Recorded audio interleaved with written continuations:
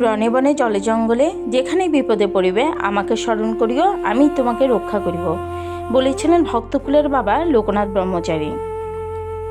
বাংলাদেশের নারায়ণগঞ্জ জেলার শান্ত একটি গ্রাম বারোদি, আর এখানেই বাবার বারোদি আশ্রম। লোকনাথ ব্রহ্মচারী জন্মগ্রহণ করেন 1730 সালে ভারতের পশ্চিমবঙ্গের 24 পরগনায়। ছোটবেলায় থেকেই তিনি ছিলেন ধর্মপ্রাণ ও আধ্যাত্মিক চেতনায় ভরপুর।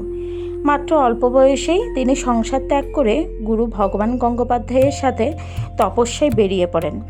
দীর্ঘ প্রায় 120 বছর ধরে তিনি কঠোর তপস্যা করেন, যা সত্যিই অবাক করার মতো। পরে তিনি বারোদিতে এসে স্থায়ীভাবে বসবাস শুরু করেন এবং এখানেই মানব সেবা ও ধর্মপ্রচার করেন। তিনি সবসময় বলতেন, আমি সবসময় তোমাদের পাশে আছি, বিপদে আমাকে স্মরণ করিও। আর লোকনাথ ব্রহ্মচারী বাবার সমাধি অবস্থিত বারোদি লোকনাথ ব্রহ্মচারী আশ্রম প্রাঙ্গণের মধ্যেই। বারোদির যে জায়গায় আজ বারোদি লোকনাথ ব্রহ্মচারী আশ্রম অবস্থিত, এই জমিটি দান করেছিলেন একজন ধনী জমিদার। ঐতিহাসিকভাবে জানা যায় সেই জমিদারের নাম ছিল নাগ জমিদার। তারা লোকনাথ ব্রহ্মচারীর অলৌকিক ক্ষমতা ও আধ্যাত্মিক শক্তিতে গভীরভাবে অনুপ্রাণিত হয়ে এই জায়গাটি আশ্রম প্রতিষ্ঠার জন্য দান করেন। বাবার সমাধি স্থানটি ভক্তদের কাছে অত্যন্ত পবিত্র ও শ্রদ্ধার জায়গা। প্রতিদিন অসংখ্য মানুষ এখানে আসে এবং নিঃশব্দে প্রার্থনা করেন। লোকনাথ ব্রহ্মচারী কখনো ধর্ম দিয়ে মানুষকে আলাদা করতেন না, তাই তার কাছে সকল ধর্মের মানুষই আসে। বাবার মন্দিরে আছে বাবার প্রধান মন্দির, বাবার সমাধিস্থল, আশ্রমের প্রাঙ্গণ, পূজা ও আরতির ব্যবস্থা, ভক্তদের থাকার ব্যবস্থা, প্রসাদের বিশাল কক্ষ, পুকুর, দুর্গা মন্দির সহ আরও অনেক মন্দির। কাছেই বারোদি মহাশ্মশান ও আছে বাবার অনেক অনেক কবুতর। বারোদি লোকনাথ মন্দিরের প্রবেশদ্বারের কাছেই একটি বিশাল শিবমূর্তি আছে। এই শিব যেন নীরব, স্থির আর ধ্যানমগ্ন।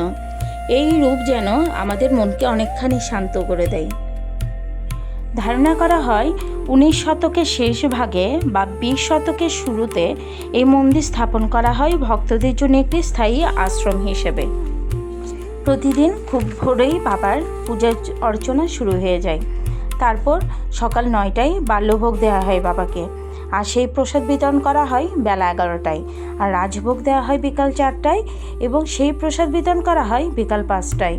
প্রতিদিন বেলা 11:40 বাবার রাতুল শ্রীচরণে পুষ্পাঞ্জলি নিবেদন করেন বাবার ভক্তবৃন্দরা।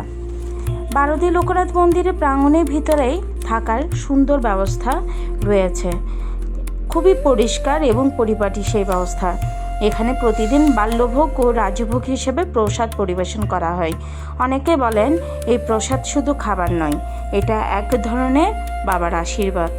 আমরাও বাবার মন্দিরে গিয়েছিলাম। বারোদির লোকনাথ ব্রহ্মচারী আশ্রমে পৌঁছানোর পরই মনে হলো যেন এক শান্তির জগতে চলে এসেছি। চারপাশে নীরবতা, ভক্তদের প্রার্থনা আর ধূপের গন্ধ সব মিলিয়ে পরিবেশটা ছিল খুবই পবিত্র।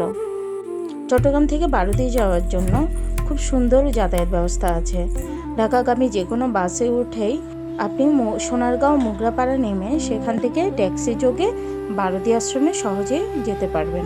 বারোদির এই পবিত্র ভূমিতে লোকনাথ ব্রহ্মচারীর আশীর্বাদ আজও ভক্তদের মনে শান্তি আর ভরসা যোগায়। এটি শুধুই একটি মন্দির নয়, এটি বিশ্বাস, মানবতা আর আধ্যাত্মিক প্রশান্তির এক অনন্য ঠিকানা। কে কে বারোদি মন্দিরে বাবাকে দর্শন করতে গেছেন প্লিজ কমেন্ট করে জানাবেন। সবাইকে ধন্যবাদ জানিয়ে শেষ করছি। প্রণাম।